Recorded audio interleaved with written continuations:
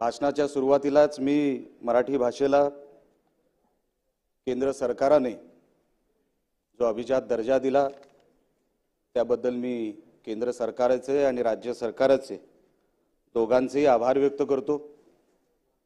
हे सांगत असताना राज्यपालांनी ज्या ज्या गोष्टींचा उल्लेख या अभिभाषणामध्ये केलाय,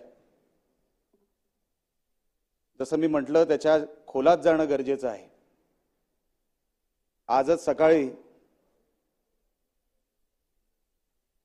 एका सदस्याने इथे राजकोट किल्ल्याचा उल्लेख केला।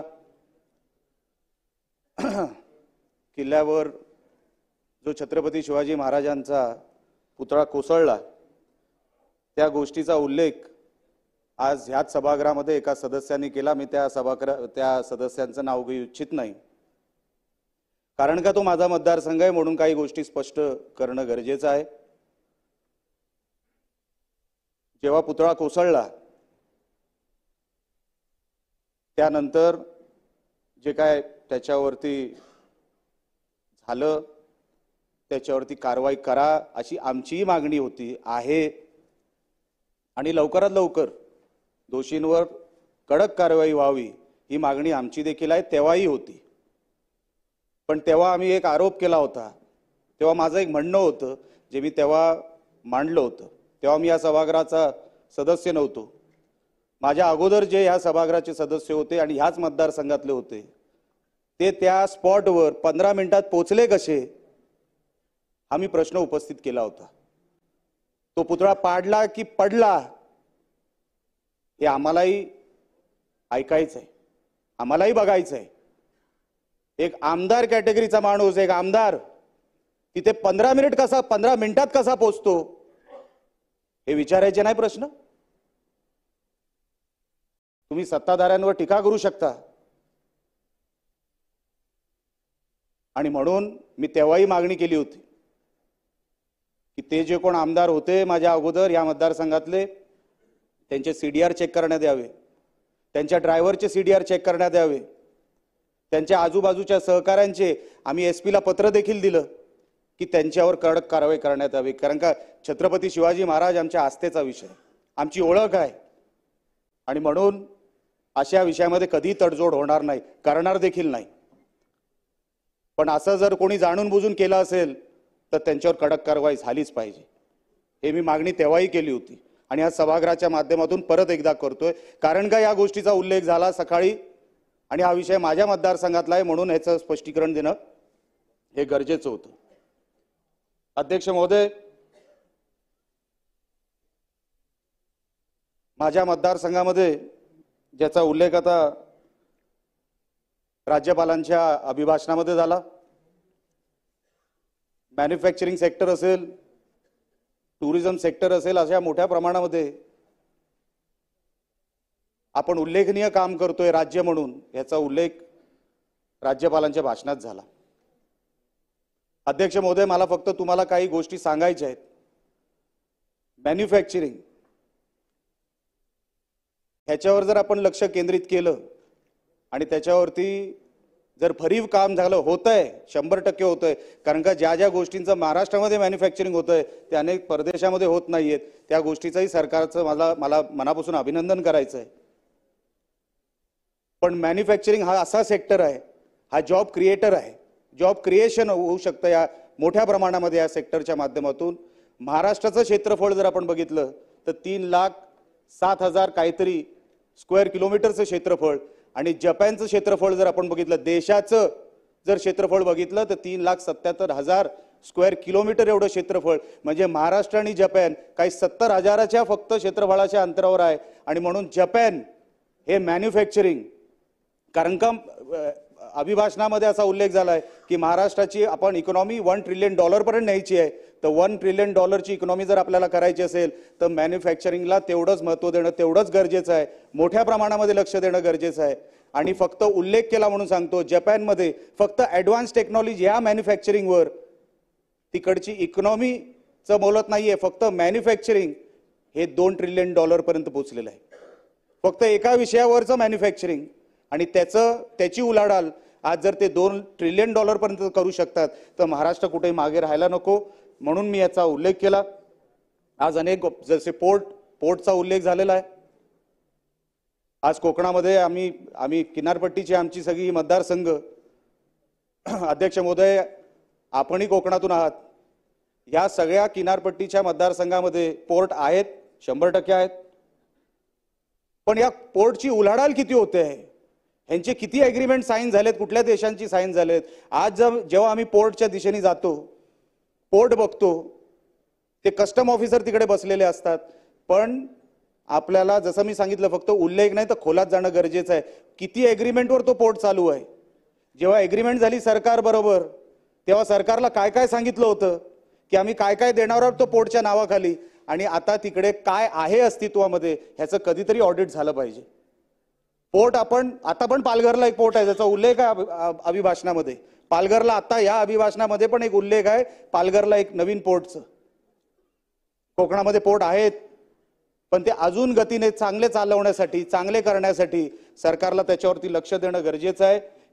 इथे आपल्याच भाषणातून उल्लेख झाला बांबू लागवडीचा। ऑल्टरनेट फ्यूल म्हणून बांबू लागवड मोठ्या प्रमाणात व्हावी असं भाषणामध्ये राज्यपालांचा उल्लेख आहे।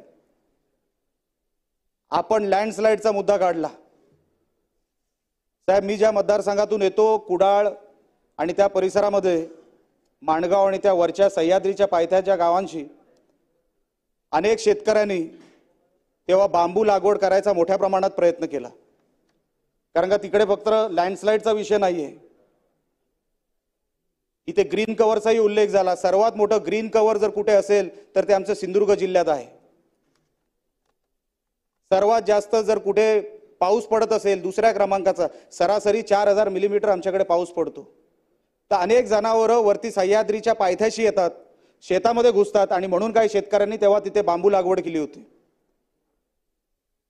सर्वात मोठा प्रश्न बांबू लागवडीचा तो फॉरेस्ट डिपार्टमेंटशी निगडीत आहे की जेव्हा बांबू एका ठराविक हाईट पर्यंत जातो, उंचीपर्यंत जातो, त्याला कोंब निघतो, आणि तो कोंब जंगलातले वानर खातात। हा विषय एवढा गंभीर आहे की तो जो कोंब खाल्ला जातो त्याच्यानंतर ती लागवड करून काहीच उपयोग नाही, ती फेल जाते लागवड। आणि म्हणून अनेक शेतकऱ्यांनी माझ्या मतदारसंघामध्ये बांबू लागवड केल्यानंतर सुद्धा थांबवली। तर हा जो फॉरेस्ट डिपार्टमेंटचा हा जो विषय आहे, आज साहेब फॉरेस्ट डिपार्टमेंट आपलं काय करतंय ह्याच्यावरती हा वेगळा एक विषय होऊ शकतो। आज सर्वात जास्त लाकडं कुठे तोडली जातात, सर्वात जास्त ग्रीन कव्हर कुठे आहे, आमच्याच मतदारसंघामध्ये। या जनावरांचा बंदोबस्त कोणाला करायचा आहे? डिस्ट्रिक्ट फॉरेस्ट ऑफिसरला। डिस्ट्रिक्ट फॉरेस्ट ऑफिसरकडे इन्फ्रास्ट्रक्चर कुठे आहे विचारा। हे सगळे जे जनावर खाली येतात, जंगलातून खाली येतात, शेतामध्ये घुसतायत, शेतकऱ्यांचं नुकसान करतायत, फॉरेस्ट डिपार्टमेंट कुठे आहे? फॉरेस्ट डिपार्टमेंटला विचारलं पाहिजे, तुमच्याकडे इन्फ्रास्ट्रक्चर नसेल सरकार म्हणून आपण दिलं पाहिजे। पण जोपर्यंत या जंगलातून आलेल्या या जनावरांचा आपण जोपर्यंत बंदोबस्त करत नाही, तोपर्यंत बांबू लागवड असेल, ऑल्टरनेट फ्यूल म्हणून आपण ज्याचा उल्लेख केला महामहिम राज्यपालांच्या अभिभाषणामध्ये, ऑल्टरनेट फ्यूल जर बांबू लागवडीतून येणार असेल तर त्याचं संरक्षण, बांबूचं सगळं संरक्षण हे कोण करतंय जनावरांपासून, ह्याचाही विचार व्हावा। आरोग्याबद्दलही राज्यपालांच्या भाषणामध्ये उल्लेख आहे। माझ्या मतदारसंघामध्ये एक प्रॉब्लेम झालाय। आमच्याकडे सिव्हिल हॉस्पिटल आहे, डिस्ट्रिक्ट सिव्हिल हॉस्पिटल प्रत्येक जिल्ह्यात आहे। नवीन गव्हर्नमेंट मेडिकल कॉलेज 2019 मध्ये ज्यांचं सरकार आलं, ते 2019 मध्ये ज्या सरकार जे आलं त्यांनी एक नवीन गव्हर्नमेंट कॉलेज तिथे काढलं। ते ठीक आहे, केंद्र सरकारच्या परवानगीतून आलं, त्याच्यातला पाठपुरावा झाला, सगळं मान्य, आम्हाला पाहिजेच होतं, असं काही नाही की नको होतं। पण आता प्रॉब्लेम असा झालाय, जसं मी सांगितलं फक्त उल्लेख करून नाही, त्याच्या खोलात गेलं पाहिजे। आता प्रॉब्लेम असा झालाय की सिव्हिल हॉस्पिटल जे होतं त्याची व्यवस्था उचलून आता मेडिकल कॉलेजकडे वळवली झाली। आता धड पेशंट इकडे जेव्हा जातो त्याला उपचार धड तिकडे मिळत नाहीयेत, आणि ही व्यवस्था तिकडे हलवल्यामुळे 50% व्यवस्थेवर मेडिकल कॉलेज चालू आहे. आपण कसले डॉक्टर बाहेर काढणार आहोत? 5 वर्षानंतर जेव्हा ते डॉक्टर बाहेर येतील, काय शिक्षण घेऊन येणार आहेत? आज तिकडचं इन्फ्रास्ट्रक्चर बघा. मी मागे कुठेतरी एका ह्याच्यावर बोललो होतो, साहेब 130 डॉक्टरची गरज आहे, आमचा जिल्हा फक्त 30 डॉक्टरांवर चाललाय. क्लेरिकल स्टाफ 108 ची गरज आहे, आमचा जिल्हा फक्त 8 वर चाललाय. 8. नर्सेस 400 ची गरज आहे, आम्ही 38 वर चाललोय. गरीब लोक जातात ना सिव्हिल हॉस्पिटलमध्ये, कसा उपचार घेणार आहेत? आपण स्कीम बद्दल बोलू, हे देऊ ते देऊ, पण त्याच्यावरती कधीतरी आपल्याला उपाय काढावा लागेल. मी सरकारला मनापासून आग्रह करतो की या गोष्टींचा गांभीर्याने विचार करावा. जे मेडिकल कॉलेज आहेत, जे नवीन आहेत, त्यांना त्यांची इन्फ्रास्ट्रक्चरसाठी, त्यांच्या फॅसिलिटीसाठी वेगळी, त्यांच्या मॅनपॉवरसाठी वेगळी व्यवस्था करून द्यावी, जेणेकरून ते सिव्हिल हॉस्पिटलकडून काही डिस्टर्ब होणार नाही आणि इकडची व्यवस्था तिकडे जाणार नाही. ह्याचाही उल्लेख मला या निमित्ताने करायचा आहे. मिल्क डेव्हलपमेंट प्रोजेक्टमध्ये उल्लेख आहे मराठवाडा रिजनचा आणि विदर्भ रिजनचा. मोठ्या प्रमाणामध्ये कोकणामध्येही दूध उत्पादन होऊ शकतं. तर मला सरकारला विनंती करायची आहे की आपण दूध उत्पादन हे जे 2 रिजन जे निवडले, तर तिसरं कोकण निवडावं आणि कोकणालाही त्याच्यामध्ये ऍड करावं. ही विनंती मी सरकारला या निमित्ताने करत आहे. टुरिझमची